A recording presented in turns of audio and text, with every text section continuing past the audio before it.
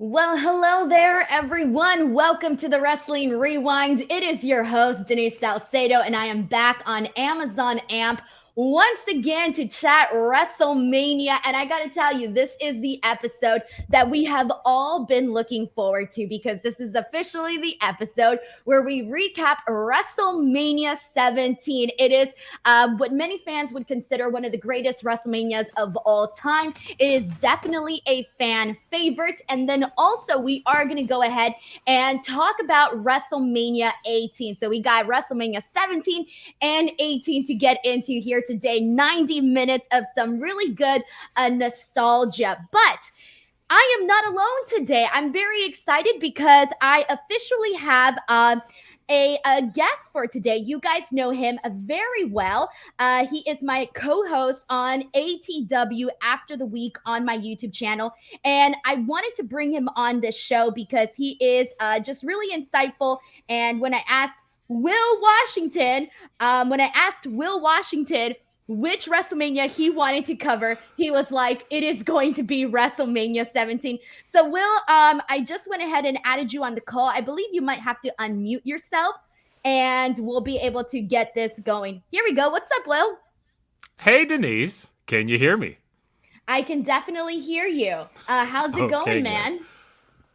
It's going. I had to rewatch a whole lot of WrestleMania today, and today and yesterday I watched both.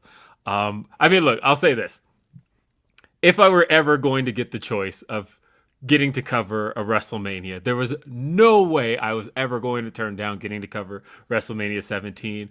I've been podcasting a long time, and that's one I've like always wanted to actually get to do a discussion on, and so I'm happy. WrestleMania 17, it's the greatest of all time. It is the blueprint for WrestleManias. It is the the season finale of professional wrestling. Like if you were ever going to do like the big culmination show, WrestleMania 17 is it. And so I am happy to be here and happy to get to talk about it.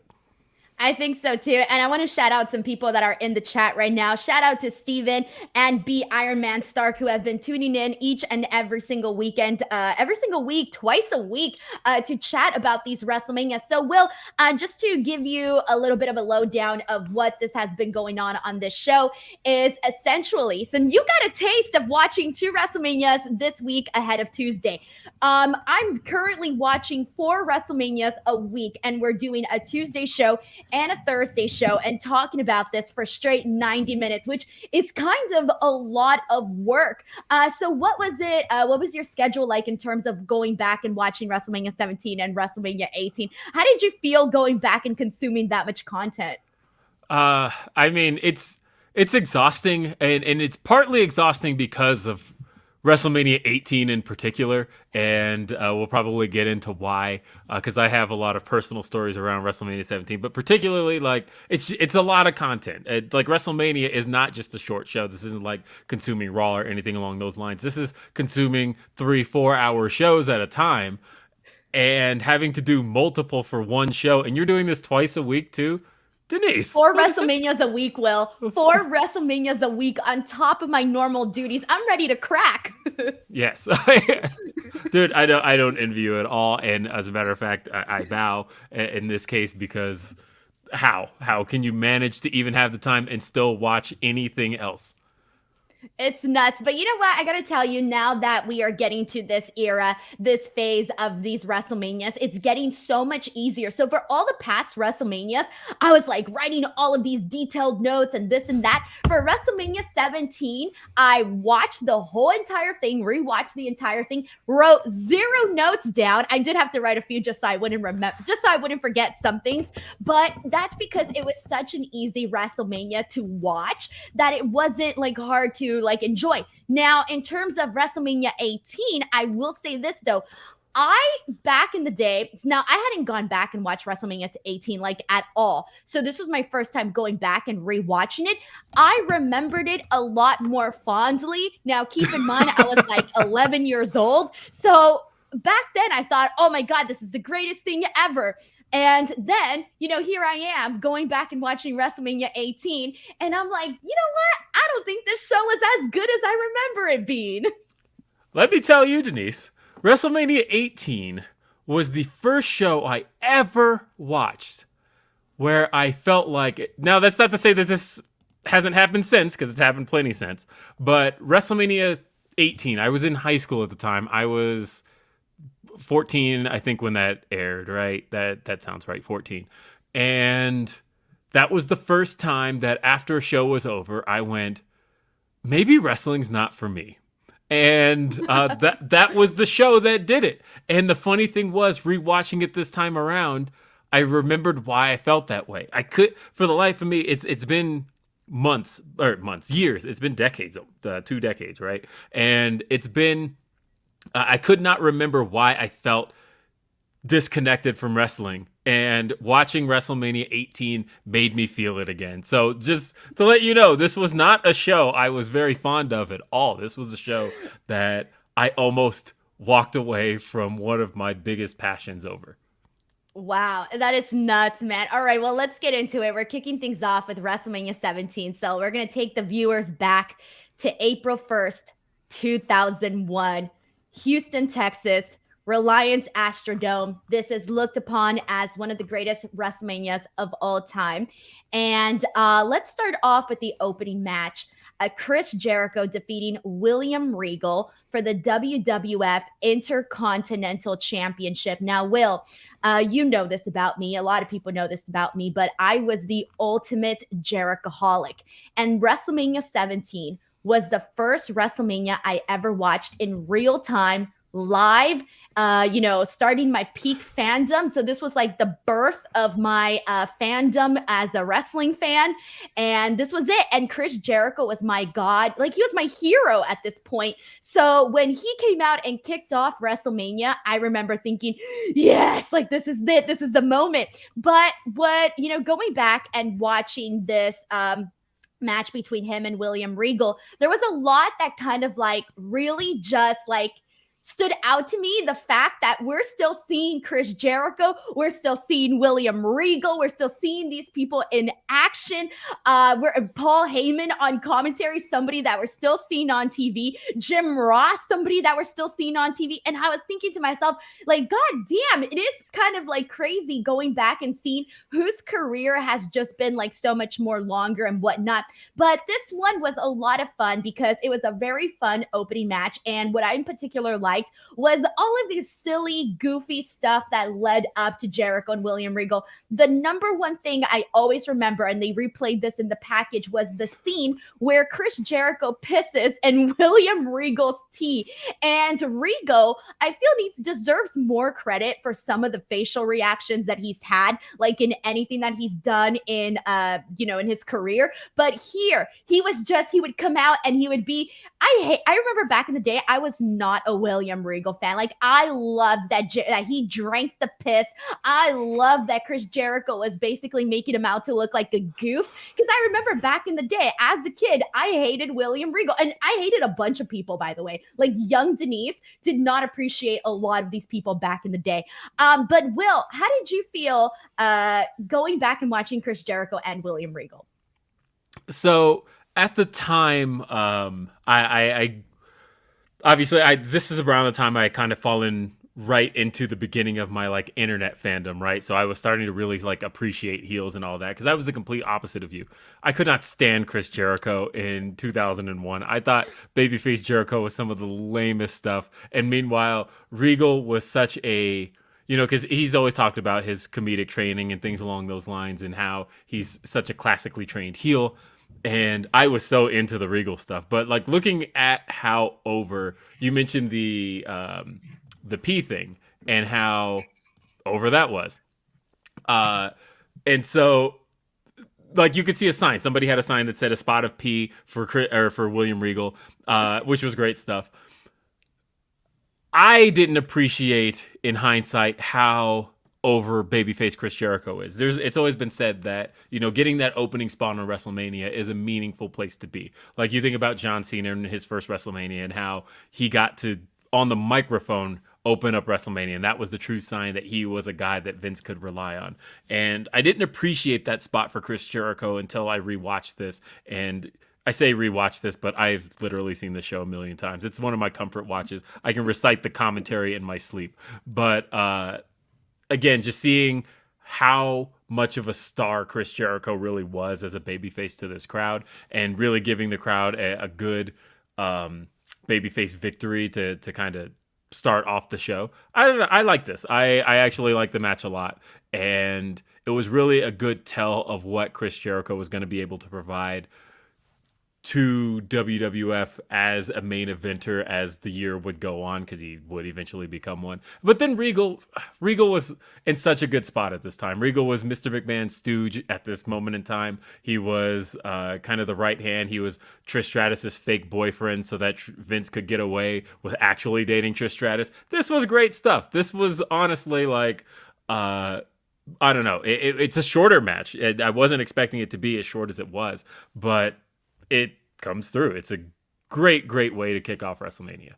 For sure. And we did see some big changes for Chris Jericho come WrestleMania 18, and William Regal kind of in the same exact spot with WrestleMania 18, but that's fine. Let's move on to this next match. So this next one here, like when I go back and I think of WrestleMania 17, I actually always forget about the 6-man tag team match for some reason. Taz and the APA defeating the Right to Censor. And we did end up seeing Bradshaw get the win after he hits his clothesline from hell on the Good Father, at this time. And Right to Censor is so great. But it's okay. But you know what's funny? Every time I think about Bradshaw's clothesline from hell, I always think about the time that Kane was like, "I've been to hell and your clothesline wasn't there." But That's this is the match too. that I completely forgot about going back and watching this show. And I mentioned that I used to hate a lot of people on this show. I, with the life of me, Will, hated the Right to Censor. I hated their music. I hated their clothes. I hated everybody involved. And this was something that for me, we talk about that nostalgic feeling. When they came out and I was rewatching this, I'm like, yeah, I remember exactly why I hated the Right to Censor. And I never realized really why Vince had done the Right to Censor back then. And looking back, in hindsight, it is something that you kind of get now why he would essentially put this stable together of the Right to Censor, and, kind of addressing a little bit of his, I guess you can say, haters or people that have tried to censor Vince McMahon, etc.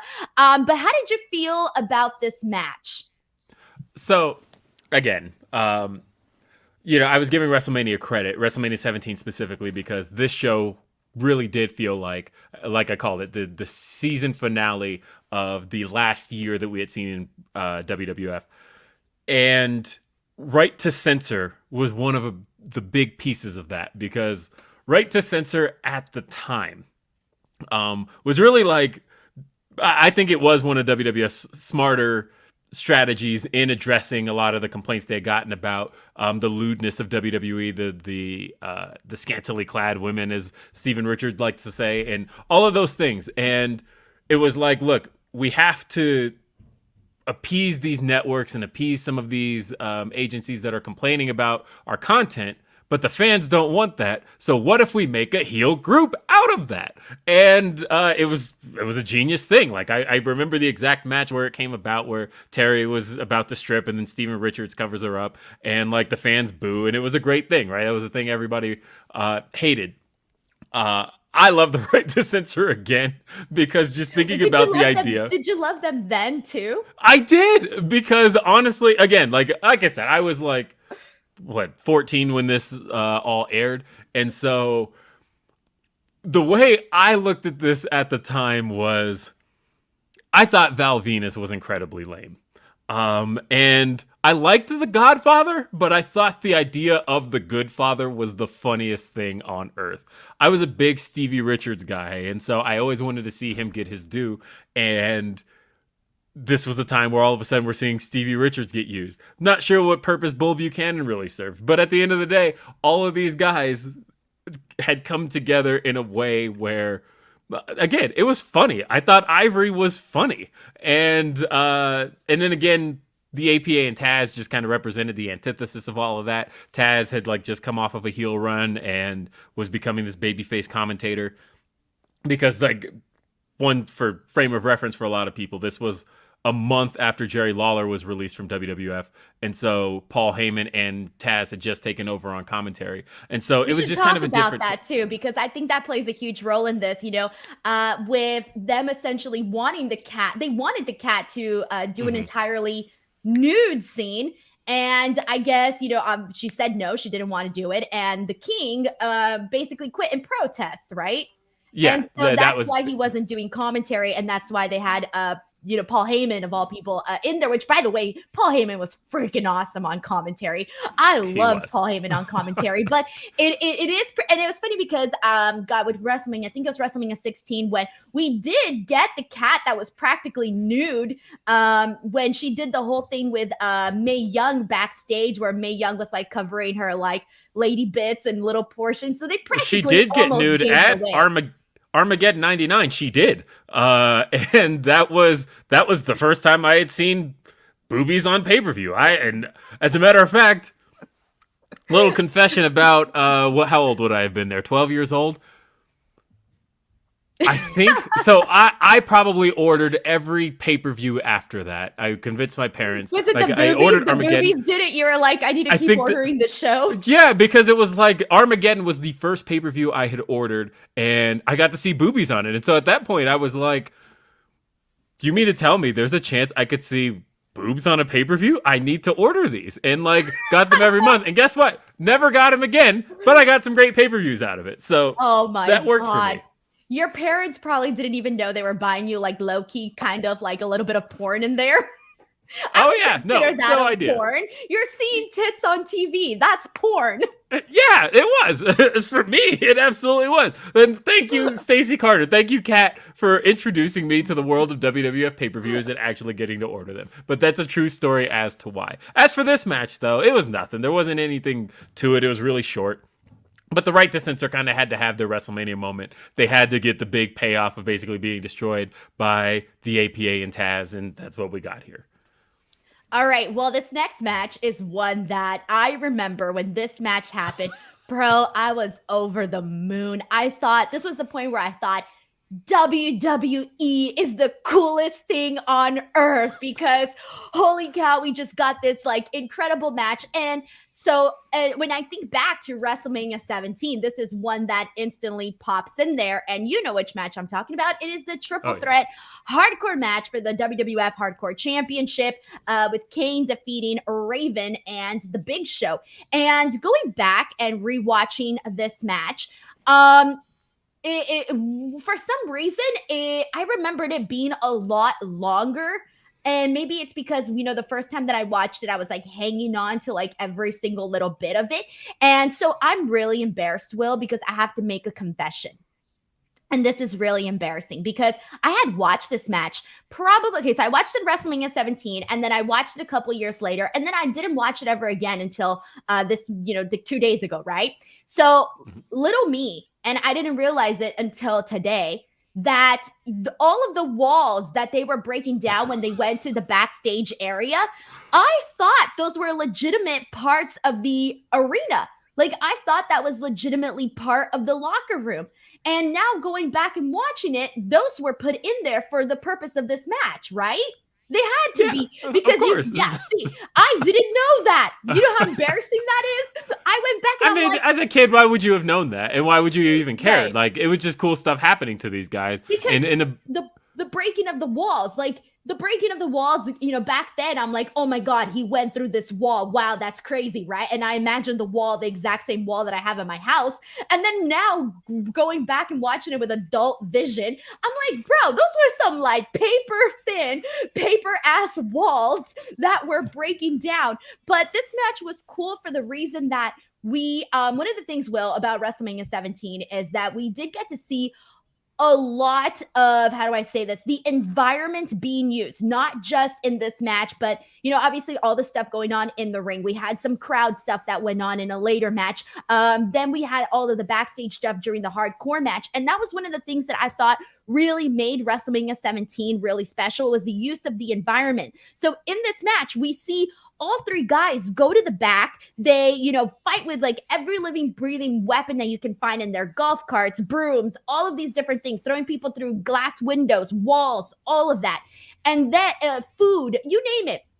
And then even like with the way that it ended with both Big Show and Raven going through that platform off the stage and Kane doing the leg drop onto them. So they utilized a lot of this. Will, how did you feel about this match? Do you look back at it fondly, and what were some of your favorite parts? I mean, yes, absolutely. I look back at this fondly. Are you kidding me? This is, again, Raven had only been in the company a few months, but Kane and Big Show had so much kind of history with each other, even in the just 2 years Big Show had been in the company. But this was one of those matches that kind of had no reason to exist, but Kane was kind of a hot baby face at the time, and Big Show is the Big Show, and like Raven still kind of had a little bit of stuff going for him. And so for this to just kind of come together for the Hardcore Championship, it had no reason to be as good as it was, and it just absolutely was. I mean, Raven had made the shopping cart kind of a big part of who he was. Like literally in the video games, he would actually come out with a shopping cart and it would sit at ringside. And so that was just a big part of who Raven was. But to see it get used in the match the way it did was just great stuff. It's all big laughs. I mean, everything on this show is a lot shorter than I remember. I agree with you in that. And that's probably because today's matches are just way longer. So like this only went 9 minutes, but this is a hoot of 9 minutes. This is just an absolute hilarious, fun, hardcore bout between these guys, and I think it was a good use of how hot Kane had been coming out of the Royal Rumble that year. This is just good stuff. I loved it. So one of the topics that I want to bring up in regards to this match, Will, is that, part of the reason this was cool was because and looking back, God, there's so much I miss about WWE in terms of the aesthetic. Like everything just looks like off the walls, anything can happen type of feel.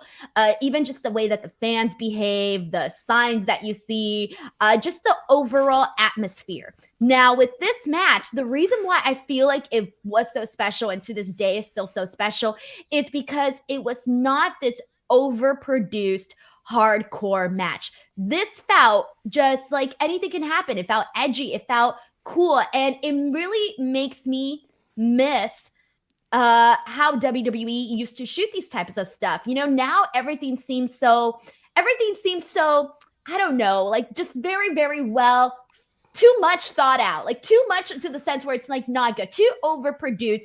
And this made me miss that aspect of WWE. Yeah, there's a saying that goes around, right, where people say, how can a show called Raw feel so cooked? And that's really how it comes off right now, that it doesn't feel like Raw programming, right? It doesn't feel like you're getting, like anything can happen. It does feel like a show where everything is planned almost to the minute or to the second. And yeah, this was a good refresher in how that was. But honestly, just the aesthetic in general, like the stage, everything about this show, just everything feels big, but not in a glossy sense. It just felt like this was the biggest production you could get out of the World Wrestling Federation at the time. I could talk for hours about how great this show was. And well, we have the opportunity here. All right, so let's get into this next one here. We got for the WWF European Championship, Eddie Guerrero defeating Test, and clearly he did it with the help of the Radicals, both Dean Malenko and Perry Saturn, who essentially Eddie Guerrero hit Test with the belt, and the referee didn't see this, and so this allowed Eddie Guerrero to actually get the victory here. So I want to ask you how you felt about these guys during this period in time, and going back, was this a match that you found entertaining still? Probably more in hindsight than I did at the time. The Radicals were such an interesting entity in WWF at the time, because they came in at the beginning of 2000, and then Eddie was starting to get really over, so they broke him off. They broke the whole group off. Then Eddie went off with China. Chris Benoit was doing his own thing solo. Perry Saturn got paired with Terry, and Dean Malenko was kind of doing his own solo thing as well with the light heavyweight title. And then in the fall of that year, after the Eddie and China storyline, after they broke off, the Radicals got back together. But then a weird thing happened where Chris Benoit started getting over as a face. So then they pulled Chris Benoit out of that group, and we were still left with the other two Radicals and Terry. And so like the Radicals as a whole had been through this like year of breaking up, but then we're back together, but then we took a member out of it. And there was like really nothing left for this group that anybody like really cared about. I mean, honestly, people got into Perry Saturn a little bit more when they did the whole Moppy storyline, which is all great stuff. But at this time, I don't know. The group was really feeling like they weren't serving much of a purpose, and Eddie was released like shortly after this anyway. And so this match at the time just really did feel out of place. Now, in hindsight, of course, knowing what Eddie Guerrero would go on to accomplish, and the fact that Test would pass away 8 years later, in hindsight now looking at it, it's I think it matters a little bit more than it did at the time because of the fact that Eddie went on to so much more. And it's a pretty good match. Actually, I was surprised by it. At the end of it, I thought, that was actually pretty okay. I don't remember liking this at all. And I don't remember caring at the time because it really didn't matter in the grand scheme of Monday Night Raw or SmackDown. But in hindsight, match holds up.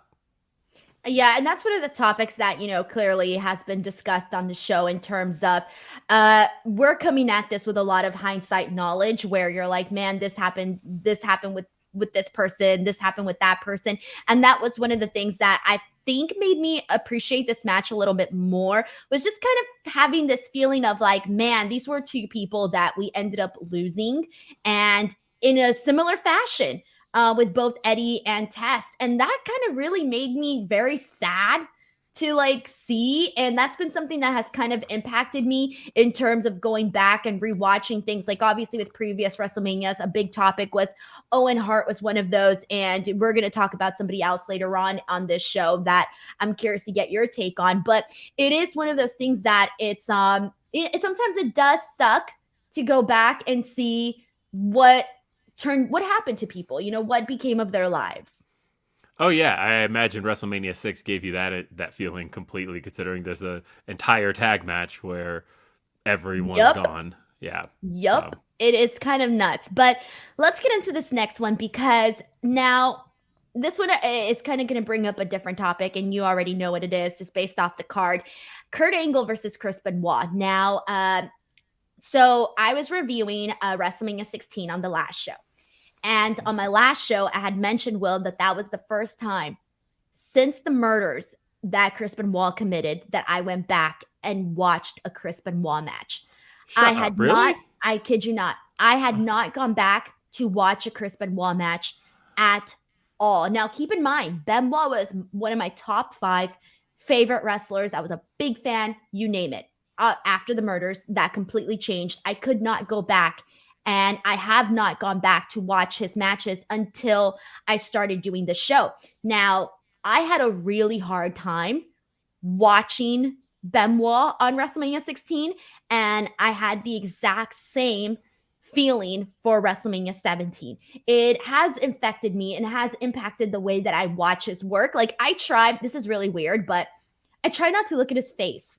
I try to just look at the body and the movements of, what's going on in the ring, but it is very hard for me. So I was curious, do you, because I think that definitely impacts my viewership of this match and going back, I couldn't get into this match anymore. I just could not. And I remember this being a match that I thoroughly enjoyed back in the day, but I couldn't go back into it. Is that something that you struggle with, or you're just like kind of past that? I mean, I've been past it for a while. And a big piece of that is the fact that I was podcasting at the time that it happened.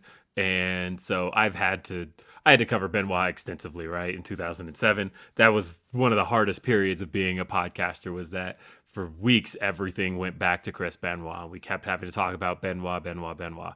And so it's tough because this is my favorite period of pro wrestling, like ever. I can watch this stuff over and over. The piece that I disconnect from is that I cannot get into Benoit as a character. That's still true. That I don't necessarily care about this character anymore when I'm watching. And I can't even put myself in the feeling that I had at the time. Like there's certain things like the ending of WrestleMania 20 that you're going to get to shortly. That ending will probably be even harder because that was a really emotional ending. That was feel good. That was one of the best ever. And now when I rewatch that, it's like this is just a match that exists, and that's kind of the way I feel about this. Like this is an outstanding professional wrestling match.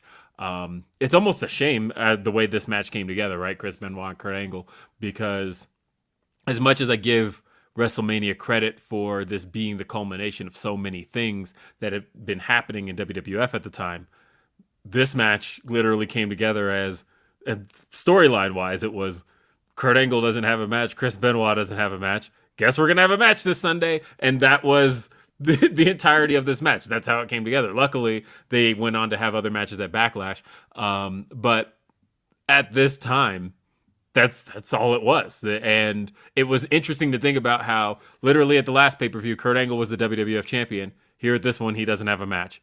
Going into WrestleMania, Chris Benoit had been Intercontinental Champion and been feuding with Chris Jericho and all of that. And going into WrestleMania, he doesn't have a match. And with all of that, they were able to put this together and have one of the outstanding wrestling matches on the show. And it really brought the crowd into it. That is always something I remain impressed by. And that they got people to care about something that didn't have much of a rivalry behind it. Literally, hell, didn't we see, yes, with one extra person, but we practically saw this match a year ago at WrestleMania 2000. And so to see it come together the way it did is still something I can commend without having to recognize Chris Benoit as a human. Yeah, and I think that's why I'm like, I won't look at the face, but I'll look at the body as best as I possibly can, which is very difficult to do. But I will say this, like going back and, just watching this match with a different set of eyes, really, I think the thing that I most appreciated was just seeing like the high level grappling that you saw between both of these guys. Like it's stuff that you're just like not, people try to do. Like that's the thing, like when people that don't know how to do this high-end grappling and they do it in matches, you can always tell when they can't do it. And this one, the whole thing is so how do I say, like just so smooth. The transitions are smooth. It's almost like you're learning as you're watching them do it because you're seeing the way that they grapple with one another. That for me was really like the best part of this match, that I like really got myself going like, oh, I like that. Because when you know how to do it, it just looks very well. When people don't know how to do it and they try it, it doesn't look as smooth. The transition isn't as smooth. So that was definitely something that I enjoyed from Kurt Angle and Chris Benoit, and going back and watching it with a new set of eyes. Yeah, and honestly, like all the Kurt Angle and Chris Benoit matches, like they hold up. Like if you go as they face each other at the next two pay-per-views, and then I believe they face each other at Unforgiven 2002, which is an excellent match, and then their big one, Royal Rumble 2003. Like these guys, if you put them together, they made magic happen, and this was really the start of that. Alrighty, well, let's go ahead and move on because we do got some more matches to get into. Next up, we got China defeating Ivory for the WWF Women's Championship. Now, here's the thing about this one here. Well, now, I don't know if you know this about Squishity squash, but go ahead. Sorry. Yeah, it was a squash, but let me tell you, this may be like nothing to anybody going back and watching it, but this to me at this point in my life was the best thing ever, because I was the biggest, and I mean biggest fan of China that you can imagine. I remember when she came out with that purple suit and the jewels, and she came out with the big the gun that tosses out the t-shirts. I remember going, oh my God, like that's my hero. That's the person that I like most love in this world, because I just thought she was so freaking cool. And so this was peak, like me being such a big fan of China. And for her just to come out there, be so dominant and squash Ivory, who I hated, as part of the right to censor, this was peak television for me at the time.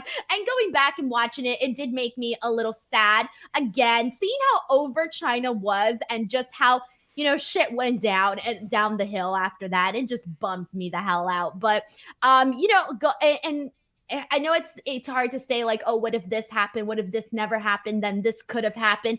And that was what I kind of found myself doing watching this match with China and Ivory, was thinking, man, if this would have never happened and China would have never passed, she could have been, just, I don't know, doing something right now or something. It's just something that I was thinking about during this. Oh yeah. No, I mean, I agree, because I feel like China, in the time she lived, and I found an old tweet actually of mine from like 2 years before China died, where I was like, man, we didn't appreciate China enough, because Oh, I did. I was appreciating.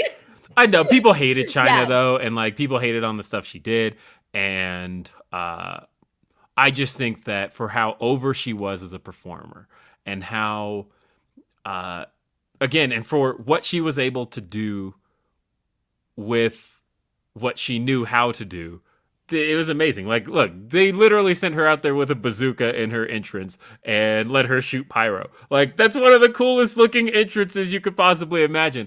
And at this time, this storyline was kind of a long time coming, because they had a match at I think it was at Royal Rumble. Correct me if I'm wrong, but it was a match in which Ivory had defeated China because of China's neck problems, and so they told the story of, here, China is good to go, and she is going to absolutely demolish and squash Ivory. The real shame here is that there was no women's title reign that came out of this, right? That she successfully defended the title, twice? Once against Lita, once against Trish, and then it was over.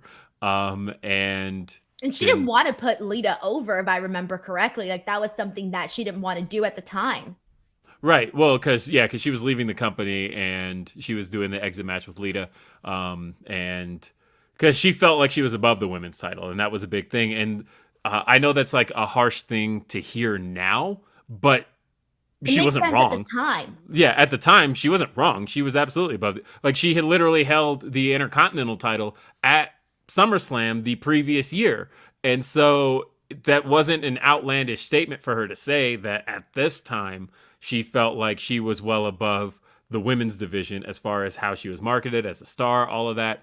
And so if she's going to be the women's champion, like, she felt like she was going to dominate these women. And then, of course, she left the company as women's champion. They ended up having to vacate the belt, and then Trish won it at Survivor Series that year. So there was a long stretch with no women's champion, like pretty much from April of 2001 Judgment Day was the last pay-per-view, so that would have been May of 2001 through November.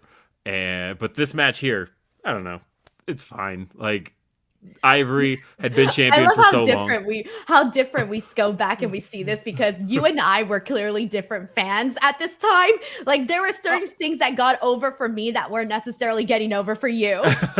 Well, I mean, look, I like I said, I was 14 during this show, right? 13. I was 13 during this show. But around the end of 2000, I started getting into internet fandom. And so as a result, I was more of this match wasn't 5 stars. And like that, I was that guy at this time, because I saw, like, I used to pretend I was older online. That was another thing. And so I don't know if people know that about me, but I was Were 13 you like a at the time. 14-year-old pretending to be 20?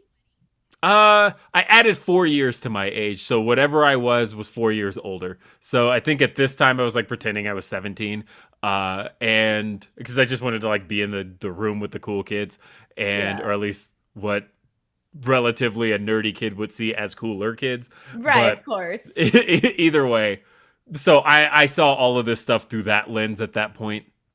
And so, but I always loved China. She was somebody that I always respected her existence. And I was actually kind of sad when she went away. And I don't mean like off this physical plane, but I mean like when she went away just as a performer. I was sad about that, because I actually thought China had a lot to offer, especially through that year 2000. All right, on to our next match. We had the street fight with Mick Foley as a special guest referee, with Shane McMahon versus Mr. McMahon, and Linda out there, who the story was she was being drugged. And I didn't know she was being drugged at the time, okay? I didn't know about drugs. I thought, so this was my original thought. I thought that she had just gone into like a state of shock. That was my whole thing. I didn't realize she was being drugged until like years later because I didn't know about that stuff. Okay. I was very sheltered.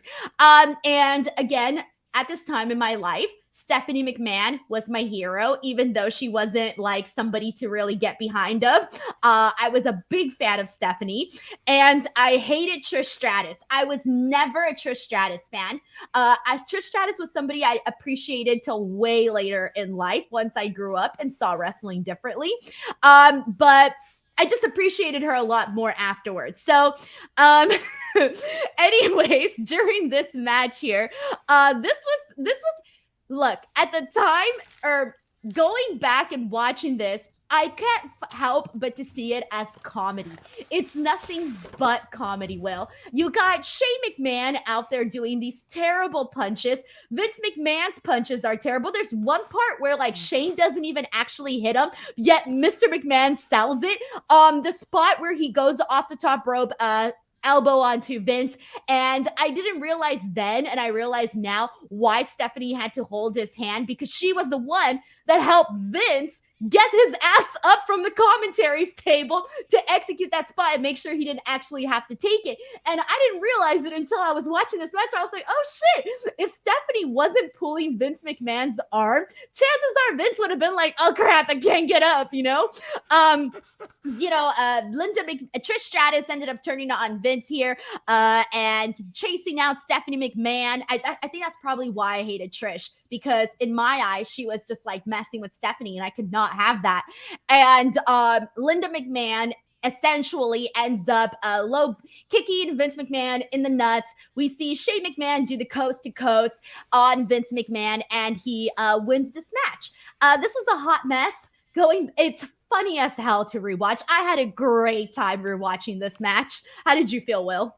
This match rules. Are you kidding me? This is so great. Okay, so I have to lay out a little bit of background. As you mentioned, you didn't like Trish.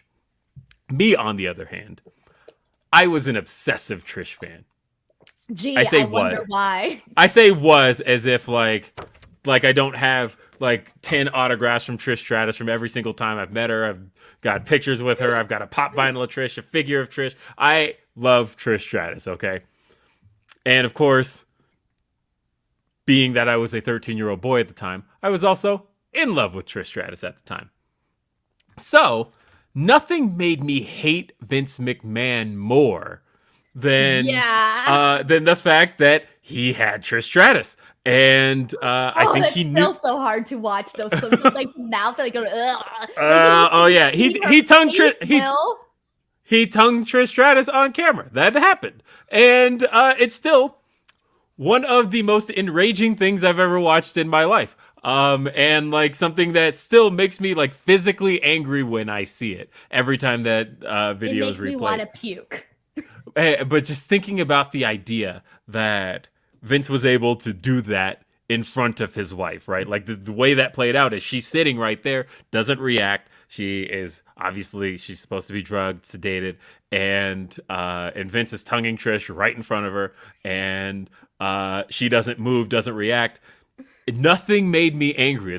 And again, I said this as somebody who, by this point, I fairly understood pro wrestling, fairly understood that it's a show, that everything is written, and they're all just executing storyline. But then there's a piece of me that's still just like pissed off that Vince wrote this storyline, right? Because I understood that Vince was the guy behind all of it. And that's what I was thinking about watching this back. Like this didn't have to happen. Everything that happened between him and Trish did not have to happen. He makes the rules. Hey, if I want to kiss this beautiful woman on television and treat her like shit and suck her face off, I can, and nobody can say shit about it.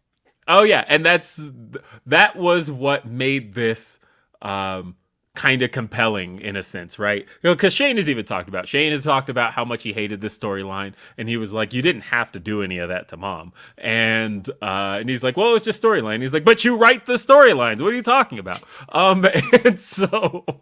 He's like, "You're acting like this is the job you had to do." Like, no, you did this. And so as I watch this match, my brain can't help but take myself back to that time period and wanting to see Vince get his, but Vince is just like taking it to his son and beating the crap out of his son. I have to tell you, I stood up out of my seat at the time, marked out huge when Linda McMahon got out of her seat. And in hindsight, I thought, see, she played that role well, right? Like, Linda was never good at anything else. Like, one of the worst mic workers in the McMahon family, absolutely. Like, they all obviously got that from Vince. And took the worst stunner of all time. Like, clearly doesn't have it in the ring. That's just not her thing. But the one thing she did really well is just, like, play a sedated role where her job is just to sit there and not smirk, not look like she's even breathing, just look dead in the eyes, all of that. Because to the point of where I believed it a lot at the time, Right? until she I believed it. until she stands up and reveals she's good, and I thought, dang, she plays that role well. But no, I mean, like even seeing the spot where she kicks him in the balls because Vince had to like literally open his legs, like you can tell, like there was like the miscue. Oh and yeah, Vince is like opening his legs to like hey, get the nut shot, you know. yeah. Well, and what was interesting too was that this storyline, like a lot of stuff got derailed here because if I remember correctly, the match was supposed to be Vince McMahon versus Mick Foley at WrestleMania, a match that never really got to happen. But like the storyline had been building to Vince and Mick. And Mick, was the commissioner, and Vince had fired him and replaced him with William Regal. And there was so much that had to play out there. But then also, all the WCW stuff had happened, and you had Shane take over WCW, and like the Trish stuff had happened, and so like the storyline became more about Vince and Shane, but you still had the Mick Foley thing kind of underlying as well, and so this brought two stories together in a sense that you still got the payoff to Vince and Mick by Mick being the special guest referee and getting to count the 3 on Vince, but also Shane getting his one up on Vince for everything that had gone on with Linda. And I don't know, this is fun. This is stupid fun that like none of it looks any good. Vince has the worst potato punches like of all time, where he just like throws his hand in a way that doesn't look like anybody would throw a punch. But at the end of the day, it's a dumb, fun street fight. Also, you had the visual of all the WCW guys watching the match.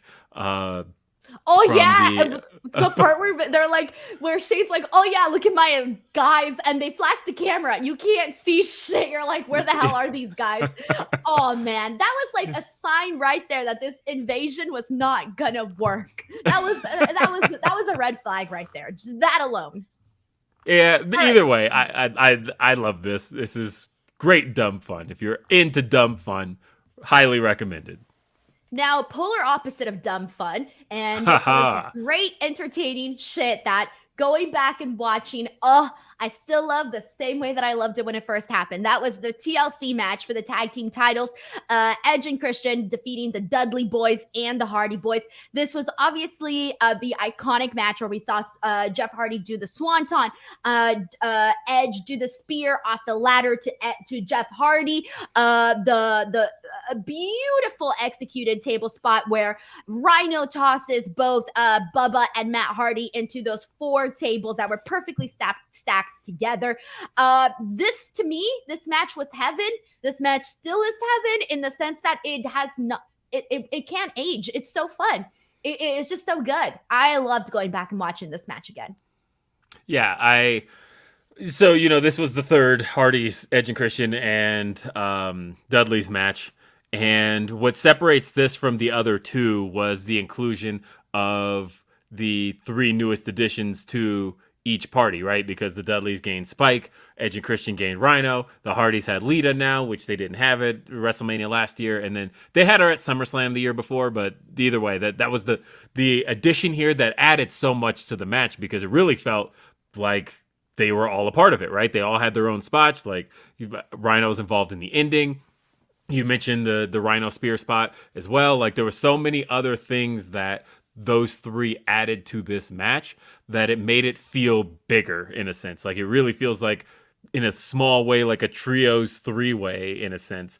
But yeah, this is one of the best matches of all time. This is Edge's magnum opus as far as WrestleMania performances is concerned, and to get to have that, the big spear Jeff Hardy moment, which is interesting because it kind of comes after a little bit of a botch because he was supposed to walk across those ladders and then Yeah. grab the belts, and he falls off the second ladder. And then he has to climb back up and reposition it, and Edge kind of has to sit around and wait for him.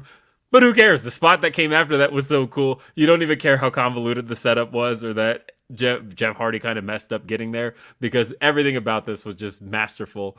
And it was so interesting because Edge and Christian going into this, not going into this one. By this point, Edge and Christian were an established force. But going into that first one a year prior, Edge and Christian kind of mattered the least, right? As a team, you had the Hardys, who were just getting really over. They had won the Terry Invitational Tournament because Vince was like, ha, ha, ha, tit. But then you had the Dudleys, who were getting over with all the table stuff. Edge and Christian, nothing really going for them at the time. And sure enough, they were the ones that won the tag titles, and they were the ones that spent the year becoming the Edge and Christian we got to know. And they became a hilarious duo, and they got to win all three of these TLC matches. Or the first one wasn't TLC, but you know what I mean. All three of these three-way ladder matches. I love this. This is a classic. If you walk away and only watch one thing from WrestleMania 17, I always say, even though the main event is the biggest thing, this is the match that matters the most. The heart and soul. The heart and the soul. heart and soul. This is the heart and soul of WrestleMania 17. Alrighty. And let's get into the gimmick battle royal. Now, it's funny because when I think back to this, I was thinking, why do I only remember the entrances? I don't remember the match at all. When I go back and think about this, I only remember the entrances. That is it. So this is obviously, to me, this was also the topic that I want to bring up with this, because we're seeing all of these guys who at this point in time were considered old timers that had been phased out. This I know where you're going with this. Will, if we were to do the exact same thing with the difference, with the time difference between some of these guys, the last time they were seen, on a WrestleMania, and then to the time that they were seen in WrestleMania 17, if we were to do the exact same thing, by that token, you could go back to I don't know, WrestleMania 30, WrestleMania 31, and those guys that were on that card should technically be considered old timers at this point. This, to me, totally different era. If you could see the difference in the two eras of wrestling, I can't see that happening nowadays because so many of the same people are still here. It doesn't feel any different whatsoever. And that was the big thing that just made you go, holy shit, what has happened?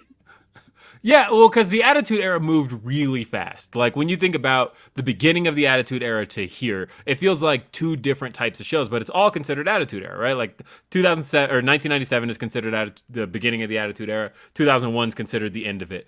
But God, WrestleMania 17 does not feel anything like WrestleMania 14. Everything had changed so quickly. And so when you think about the fact that, Doink the Clown was a fixture in WWE just 6 years prior to this. And Jim Cornette was a fixture 3 years prior to this. He was literally managing the new Rock and Roll Express on Raw in 98. And all of a sudden now, here he is as considered a gimmick, considered a part of the past. You also had...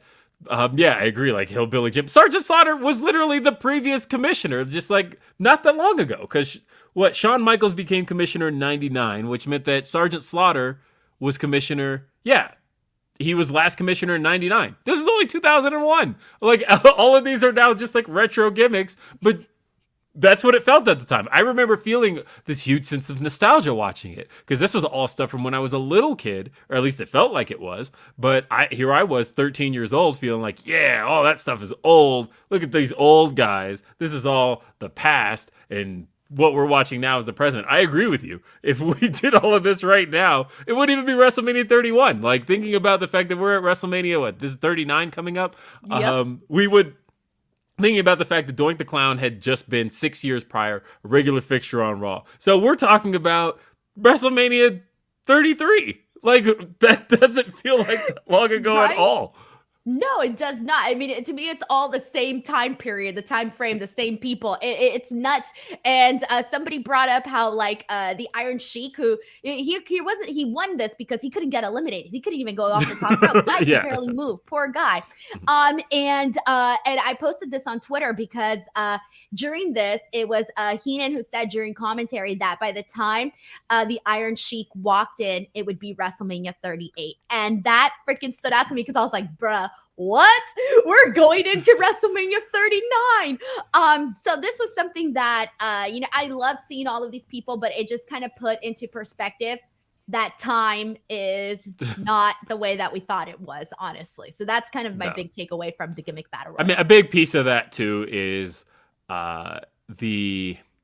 it's like the reason things moved so quickly back then, or at least my belief as to why it was because we didn't have kind of the preservation of content we have right now, and so we moved on from things so quickly. But I think in the era of having the network the way we do, but even the way we've had DVDs and just the way content has been preserved, we hold on to things a lot longer than we used to. And like also wrestlers aren't like dying in their 30s, so that helps as well. It's just a very different time, guys. Last a lot longer. I agree. All right. The Undertaker versus Triple H. This was a match that I remember really loving because I know I was a big Triple H fan. Okay. I know some people, how they feel about Triple H. I get it, but I was a big fan. Hey, Denise, want to know what my username was on message boards? What? It was the game 71135 at this time. When I'm talking about the boards I was posting on, that was my username because I was all about the game and how you play it. And wait, you can't even get into this match first, Denise, because the thing we have to talk about first is Motorhead's performance of the game and Lemmy not knowing the lyrics. I was gonna say because Lemmy didn't know the lyrics to the song, and granted, it's because Jim Johnston wrote it, but yeah, he didn't know the words, and so he's just like kind of mumbling his way through it, and like almost just making up sentences that sound right. Where he's like, "I am the game, and I want to say, I am the game, and I've come to play." And it's like that is not how this song goes. That is not how the song goes whatsoever. This doesn't sound like the song. Right. No, he didn't know the words to it. And he performed it twice, by the way. At WrestleMania 21 as well. Didn't know the words either. But either way, like I'll say that the band came through. It still sounds good. It just didn't, the lyrics didn't really come through the way it was supposed to. And it is amazing that again, Hunter has, I think, been performed to the ring at WrestleMania more than anybody. And, you know, you really just recently got to talk about him being performed at WrestleMania 14. This is definitely one of his better performances because we get to talk about one here in just a minute that wasn't any good either. But we'd be remiss if we didn't talk about the performance itself. I completely agree. All right. So in terms of this match here, I've highlighted really quickly. So we got to see them, you know, at one point, you know, they start off in the ring. They at one point, referee gets Mike Chioda gets knocked out. I forgot. Sorry, I'm blanking on how he ends up getting knocked out, but he gets knocked out at one point during this match. They end up going into the platform area. They fight on the platform. Undertaker throws Triple H off of that platform. The camera actually misses the shot, and you don't see Triple H at all for like a couple of seconds. And then he's finally shown on the ground. Then they show the replay, and I didn't actually care for the replay. They head back into the ring after this attack. There's a moment where Triple H brings in the sledgehammer. As the Undertaker is lifting him up, Triple H whacks him with the sledgehammer. It's not enough to keep Undertaker down. Finally, we end up seeing it's a little bit more back and forth between them, and Undertaker hits the last ride and gets his actual victory here. That was a really shitty breakdown of this match, but I had a couple of gaps here. at this point in time, I'm going to be real with you. There's so many early Undertaker WrestleMania matches that I did not like. Like, I was not a fan of so many of these. This was really one of the strongest ones at this point in time. And I mean, I was a big fan of Triple H. I was a big fan of The Undertaker. I was dying when they got back into the ring and Mike Chioda was still on the ground, just like, thirp. That was really funny. But this to me was, I liked this for what it was, in the sense that it felt like an actual like war between them. So I was a fan of this. How'd you feel? I love this match. This is great. This is if it weren't for the Hell in a Cell, I think this is one of the better Undertaker matches with Triple H. And I think, again, this was kind of a good culmination of both of their previous years, because Hunter had been dominating that whole year prior. And you could say that one of the top baby faces at the time was Undertaker. People loved Roland. People loved all of that stuff. I also agree with the fact that Undertaker really wasn't even looked at as like a good wrestler till after this, to be honest. And so this was like really one of the first like good WrestleMania matches people got to see out of The Undertaker. The rest of them kind of stink. And so we got a great like story told and a cool bloody affair. True story, Hunter admitted in this match this was the first time he ever had to use a fake sledgehammer. And the reason for that was because upon practice, he couldn't get a real sledgehammer up in the last ride position because it was just too heavy and bulky, and so they had to use just like a stick and a styrofoam little and so that's like the first time he was like, boom. Yeah, like that was it. But it looks brutal. Like if you don't know that going into it, it does look like a brutal shot because he clocks him right in the head. Now this is a great match though, and it's just one of the better parts of Undertaker's streak. All right, we got to get to this main event. No Yes. DQ for the WWF Championship. Stone Cold Steve Austin defeating The Rock with the help of Vince McMahon, thus leading to the heel turn of Stone Cold Steve Austin, which ended up changing the trajectory of a lot of things. Will, including the next show, by the way. Exactly. How did you feel about this match? Going back, how do you feel about the turn? What was your reaction to all of this? The match itself is really, really cool when you understand the turn, because everything about this, and I posted about this on Twitter, and a lot of people, like, I guess I gave a revelation to people. The story being told in the match was that Austin didn't turn heel in the match or after the match. He turned heel before the match. And nobody knew it, right? Like the way he's walking to the ring and giving this look to the fans, like he had already turned. He had already made his decision. All of that was already decided, and we didn't know it yet. The way that as the match kicks off, he grabs the belt and immediately tries to clock The Rock with it. Because he'd already made his decision. He was done with the fans, done being the good guy. And he spends this match working like a heel, but in a way where the fans are still into it because it's, of course, in Texas. And Rock is really trying to work against the home crowd. But Austin is working this entire match like a heel.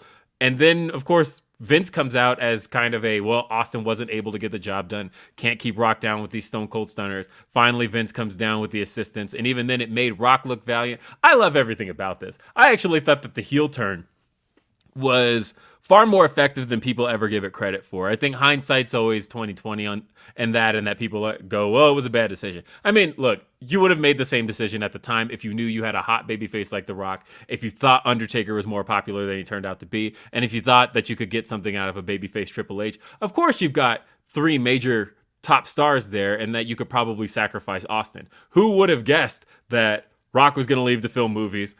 Triple H was going to get injured. Didn't they already know that at the time, though, that The Rock was going to leave? I think they already knew. I don't think they knew that it was going to be as significant as it was, because he was going off to film the Scorpion. Oh, this little movie. Yeah, go do your little thing, bro. Right, and I don't think they knew it was going to be that significant. But all at the same time, it was like Rock's gone, Hunter got injured and he's gone, and then Taker wasn't turned out as popular as they thought he was. And so all of those three things were like, oh crap, we sacrificed Austin too. But I think at the time it was the right call. When I say that this show feels like the season finale, what I mean by that is if you watch the season of a TV show that's compelling, that's great, you love every week of it, and at the end of it, a major plot point happens and you can't wait for the next show. That was this show. because when I watch this, I think about how a year worth of buildup with The Rock, with Austin coming back from his injury and trying to get back everything he wanted to get back, and realizing that the only way he could do it was to sell his soul to the one person that he's had the greatest rivalry with this whole time. Like, I walked away from this show feeling like, oh my God, what did I just watch? Austin just did the unthinkable. I cannot wait for the next show. Like, honestly, if wrestling had seasons, this is the perfect season finale to a show because of the way this ended. Love it. What did you think of Austin's Well, turn? I'm sorry. I did know. not have the same reactions as you did. I had the whole time I was going, okay, so when's he going to stunner him? Okay, when's the stunner? Okay, the stunner's coming now. Okay, no, the stunner's coming now. The whole entire time I was waiting for Austin to be like, nah, fuck you, Vince. Here's the stunner. And to me, when we didn't get that, and like even the crowd reaction, because here you go, like going back and rewatching this match, dude, the crowd did not want to boo Austin. Like, they didn't want to. It was Texas, though. Look, I know it doesn't matter. Here's the okay, just to add to your point of it being Texas, Will, you could have had God come down, all right? God could have came down and he could have been the baby face, and Austin still would have been completely cheered over God himself and in Texas, okay? I firmly believe that. I'm still to this day not happy that we got this. I think that, that was part of what I think that this was a point in time that drove a catalyst of people basically turning away from the product. Okay. And this to me definitely impacted that for sure. So back in the time, I was bummed as a kid, but I didn't realize the implications that it would have. Going back and watching now, thinking, Jesus Christ, I should not have done this. That's kind of how I felt about it. And who would have thought that, The Rock would go on and become one of the biggest Hollywood actors of all time, where now my little sister doesn't even know he was a wrestler, seriously. So, well, that plays a lot into the next show that we're about to talk about.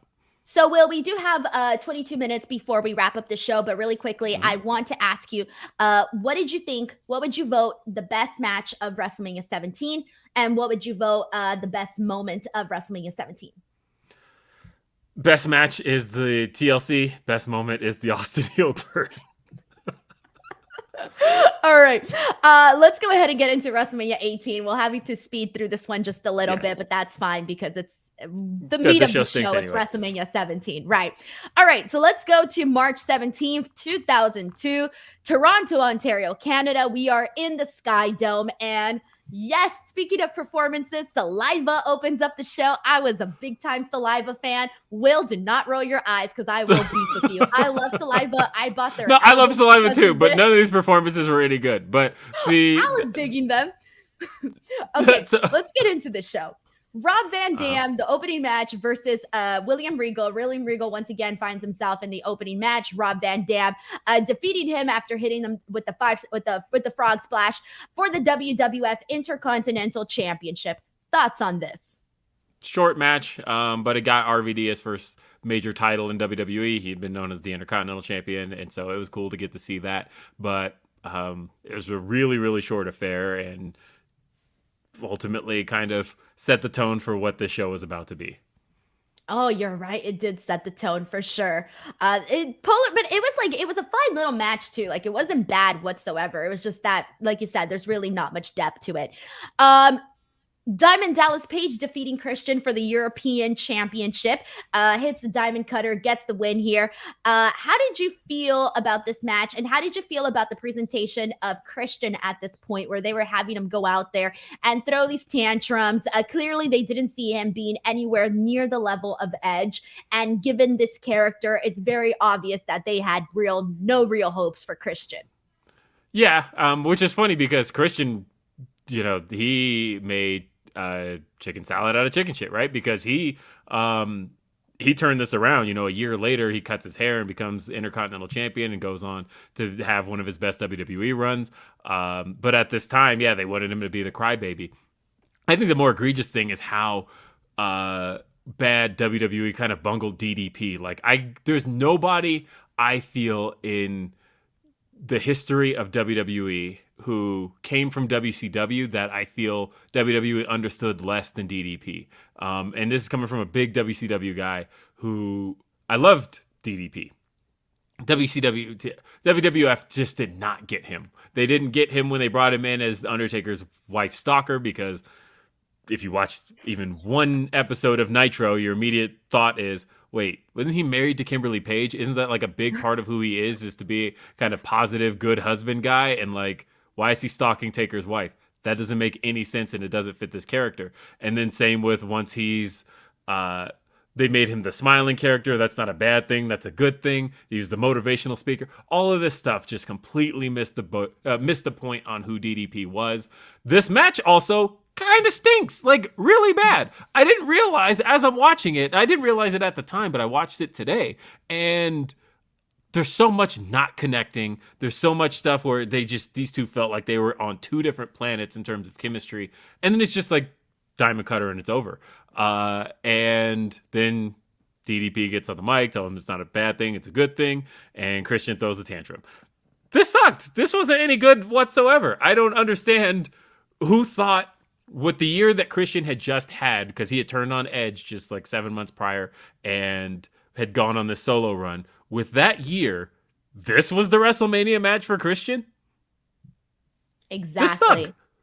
I feel like also going back to your point about DDP, if you only watch like WWE DDP, you have a totally different opinion of him than if you go back and actually watch his work in WCW. Two totally different versions and takes of DDP, in my opinion. Okay, so next up, we got another hardcore match. This one, they had implemented more of the 24/7 rules at this point. We had Maven versus Goldust with Spike Dudley, because of the new rules that we had, basically getting the win over Maven during this match after both Goldust and Maven had knocked each other out with a trash can lid. And so Spike Dudley ends up getting the 3 count on Maven. So and throughout the rest of the night, we ended up seeing the hardcore championship, get in the hands of one person and then lose it. One of my favorite parts, unfortunately, was when Molly Holly got knocked out by the door. That was pretty funny by Christian. That was cool. Yeah. That was probably a better moment than the actual match. Yeah, absolutely. Now that I think about it. But this one was definitely a huge step down in terms of the hardcore match that we had seen at WrestleMania 17 to this one. I didn't really think was that good at all. There really wasn't any moments that really stood out to me here.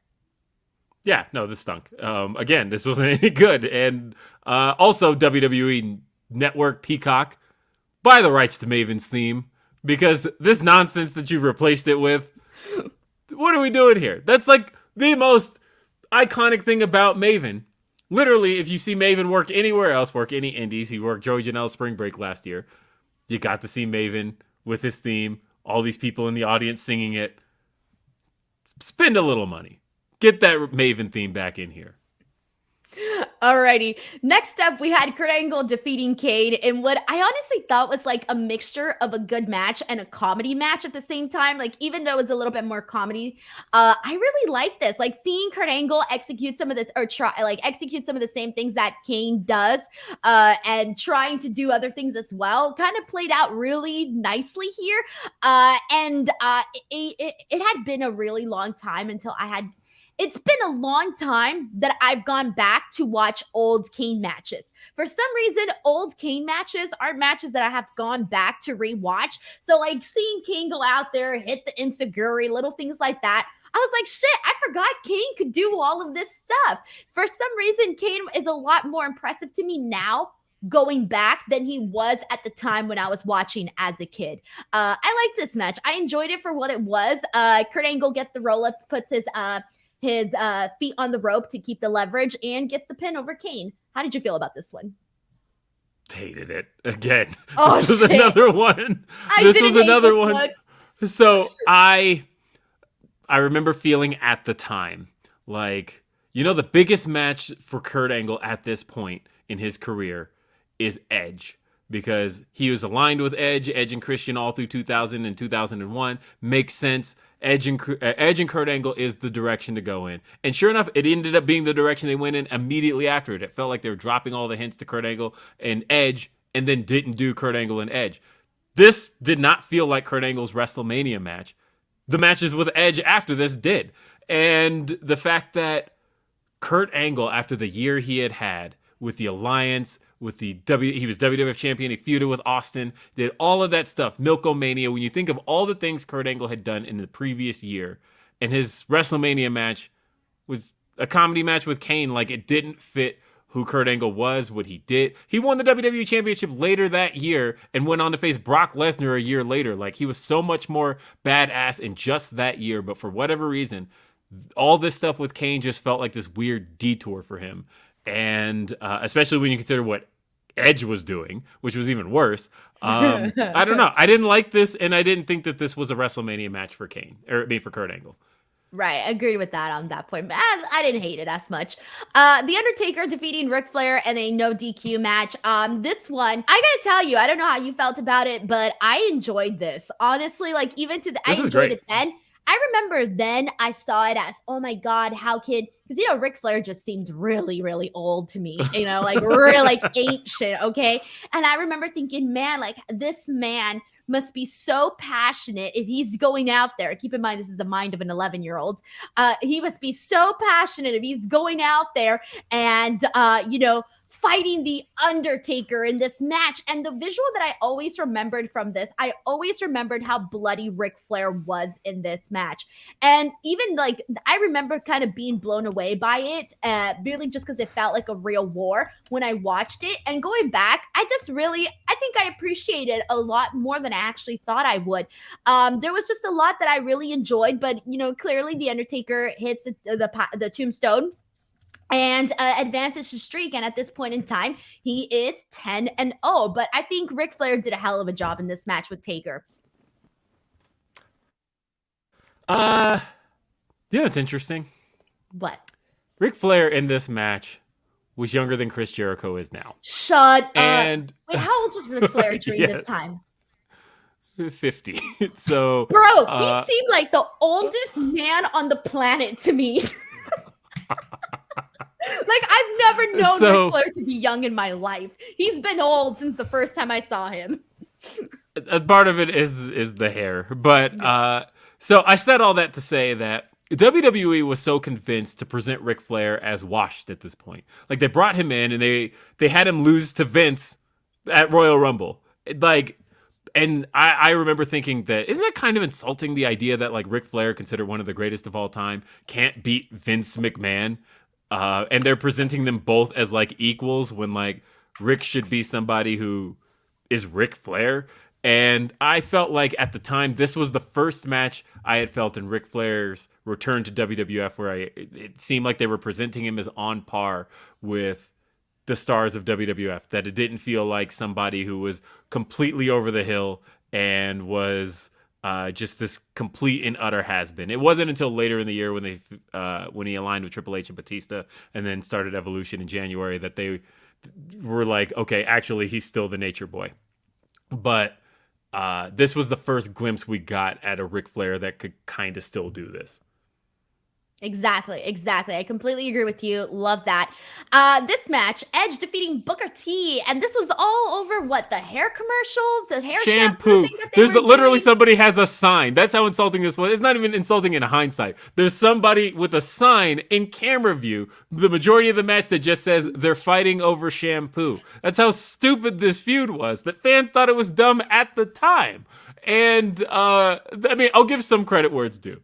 Booker T was interviewed backstage by Michael Cole. Hilarious. Booker T is always so good at this kind of stuff. And he was like, of course I'm smart. You see, I got these glasses on. Like, Booker T was A+ in that backstage segment. The match itself wasn't even like bad. It was extremely short. And on top of that, they're fighting over shampoo. I could not get into any parts of this because, again, I felt like last year's WrestleMania felt like this culmination of so many just great things. And this just feels like barely matches I would accept on Raw, let alone matches for WrestleMania. And this did not feel like one. It was a huge, again, fall from grace, given where we were seeing Edge and Christian, prior the last two WrestleManias, just to give some a little bit of perspective there. So yeah, I really wasn't all that interested in this match. Next up, we got Stone Cold Steve Austin defeating Scott Hall. Now I do it. Okay, so Austin gets the win after hitting two stunners on Hall, but I want to get your reactions in terms of how you felt about this match then and now, because then I didn't care for this match too much. But now, for some reason, it felt a little bit different to me this time going back. And I think I just appreciated it just a little bit more, just because, obviously, it just like knowing the legacy of these guys, it just added so much more to my viewing experience than it did the first time that I watched it the first time around. At the time, I remember feeling like this represented Austin's kind of fall from grace. You always hear people say in hindsight, they're like, oh, it should have been Hogan and Austin and not Hogan and Rock. No, it shouldn't have. Nobody at the time would have thought that. And the reason nobody at the time would have thought that was because Austin was not the star at that time. Austin, this is where I can feel you are correct, Denise, about Austin's heel turn, because that heel turn did so much damage to Austin's kind of star power that when it came time to book the stars for WrestleMania, Austin was the third from the top babyface. He wasn't the top guy, and he wasn't in the position to face Hogan. Rock was. Rock was the top guy. And so thinking about how Austin's credibility with fans was kind of damaged at this point, I can see where it wasn't the right spot for Steve Austin. Of course, in hindsight, knowing that, Scott Hall has passed and this was his last WrestleMania match, I think it at least holds a better spot. It wasn't that good of a match, but right. But it had the two stunners and the astronomical sell from Scott Hall. So take that for what it's worth. Next up, we have the Four Corners elimination match for the WWF Tag Team titles. Billy and Chuck defeating the APA, the Dudley Boys, and the Hardy Boys.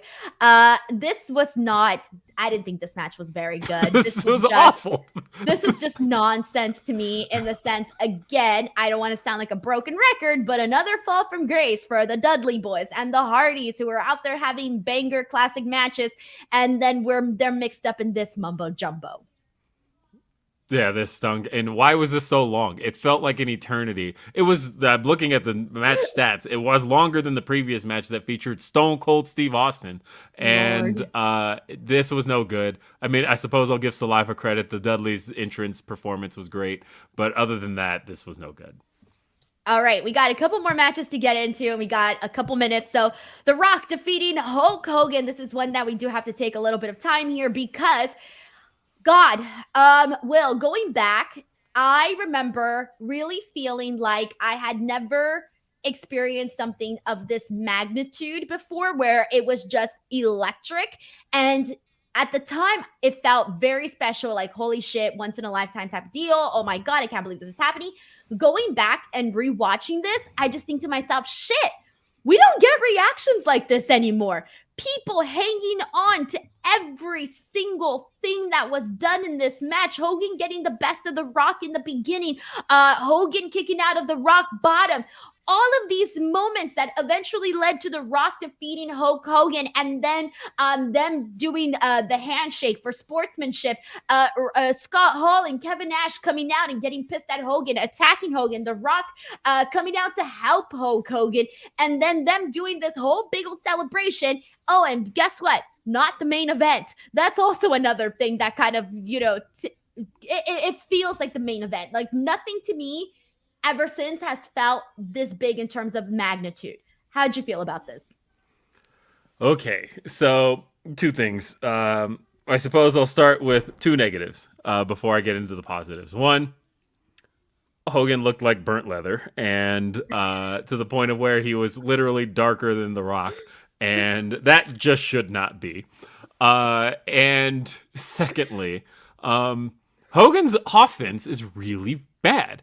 And none of it looks effective, but The Rock sells it like death. Like, Hogan throws the most ineffective punches, but The Rock sold it like he just got punched at 120 miles an hour. So thinking about, leaving that off, It's really about the story of the match and really the crowd. The crowd is what made this what it was. The crowd was off the charts. They are screaming their heads off. They were there for Hogan. The WWE was clearly aware of this because Rock mentioned it in a promo earlier, but I don't think they knew the crowd was going to be as anti-Rock as they were. They kept talking about, oh, it's going to be a mixed reaction. Lots of Hogan fans here. No, there were Rocky sucks chants, and this represented the genius of The Rock, who, as they were trying to play it up as a mixed reaction, you could see when Rock realizes that it's not a mixed reaction. Rock is like, I'm going to work this match as a heel then. And he plays the match through as a heel. He works in a way that's antagonistic to the fans. He works in a way that he decides to not kind of work from underneath, and they start to play to Hogan's strengths. And that was really the genius of the match, in the way that they walked into it one way, saw the way things were going, and made some alterations. Hogan overpowering Rock was just cool stuff. The crowd was way into every piece of that, but The Rock fought valiantly. The way The Rock mocked everything Hogan did, this did feel like magic in the air. I can see why this didn't main event, because again, thinking about what WrestleMania is, and thinking about how WrestleMania should be the showcase of the Immortals, the culmination of everything. Hogan had been in WWE a month at this point. He had just been back a total of a month. Whereas Hunter was gone a year. Chris Jericho had been champion for 4 months. It was clear they had a long-term plan with that stuff. Whereas this was hey, we just signed Hogan. Want to do a match with The Rock? Yeah, sure. And so for something that came together as last minute as it did, this is one of the all-time greats in terms of storytelling, in terms of crowd reactions. It's great stuff. Yeah, but the crowd died after this. Also, I do want to make a note really quickly about the coach and the segment that he had with The Rock backstage. Oh, I used to What live up, for G? that stuff. What up, G? Oh, man, I loved it. I loved everything about that. All right, we got a quick, nothing much to say about this one. Jazz defeating Trish Stratus and Lita for the WWF Women's Championship. All I want to say about this was I was super pissed that Lita did not win at the time, because, again, my hero at this time, too, was also Lita, China, and Stephanie were all my three gods. Yeah. Nothing much else to say about this one, for me at least. Trish had the Canadian flag on her butt, so that's a win for me. All right, let's get into this. We got 3 minutes left, so let's break down the undisputed WWF Championship. Triple H defeating Chris Jericho with Stephanie McMahon in his corner. This has been, Chris Jericho and Stephanie's relationship has always been, for me, really freaking funny. I'm not gonna lie, it's been funny, but let's be real. This whole thing started, they're beefing over a dog, really, and whatever other details you want to incorporate into this. This was nowhere near the level of Rock and Hogan in terms of crowd interest, and it was a huge dip in how the people were reacting to this. My favorite parts in this match were really the ending, because when Triple H hit the pedigree on Stephanie, I could not believe it. So that was something that threw me off, where I was I cannot believe he actually pedigreed Stephanie. I was in shock. Will, how did you feel about this match? The match is okay, but yeah, it struggled to get the crowd into it. The big payoff moment is Triple H pedigreeing Stephanie. That's cool. The pedigree on Jericho looks cool, I suppose, because Jericho liked to dive into those things head first. But again, this was a moment that in hindsight, I can see why going into it, they decided to do it the way they did it. In hindsight, shouldn't have been the main event. And this just represents, it just caps off a period of things that just didn't matter and didn't work. Hunter as a babyface, literally they turned him heel 4 months later because this didn't work. And overall, it's an ineffective WrestleMania. Right. Okay, so we've come to the end of WrestleMania 18. We just made it. So I do want to ask you, before we wrap the show up, is favorite moment and favorite match of the night? Hogan taking the pinfall 1, 2, 3, because we don't do Terry around these parts. So that's best moment and best match. Yeah, I was going to say, there really wasn't even anything else remotely close to that I would even want to include in all of this. This Rock and Hogan was really the only thing that I would consider worthwhile in terms of going back and actually revisiting here for WrestleMania 18. Well, Will, I want to thank you so much for coming on to the show. I'm so happy we did this because I feel you just added so much to the conversation about both WrestleMania 17 and 18. And obviously, given that this was a WrestleMania 17 was one of everyone's favorite. I feel like this was the most anticipated episode in terms of talking about WrestleManias. Now, I do hope to have you in the future. Just name a WrestleMania and I will have you back. So think about it and let me know. But before we go, please just let the people know where they can find you. I am William RBR on Twitter. I host a whole bunch of podcasts, and you can find pretty much everything I do there on my Twitter account. William RBR. Alrighty, and as for me, these shows we go live on Tuesdays and Thursdays. I'm here from 2 p.m. Pacific Standard Time to 3:30 p.m. Pacific Standard Time. 90 minutes every show, Tuesday and Thursday. I review 2 WrestleManias per show. It's a lot of work, but we're doing it, and I needed to get it all done within a 3-month period before we get into WrestleMania 39. So if you are into nostalgia, if you just want to go back and talk about all of these past WrestleManias, this is the place to be. Also, if you want to watch the video version of these shows, you can officially become a member on my YouTube channel. If you become a member on my YouTube channel, youtube.com/Denise Salcedo, you can watch all of the video versions of these podcasts. Other than that, thank you guys so much for tuning in to the Wrestling Rewind, and I will catch you back here on Thursday to talk about WrestleMania 19 and WrestleMania 20.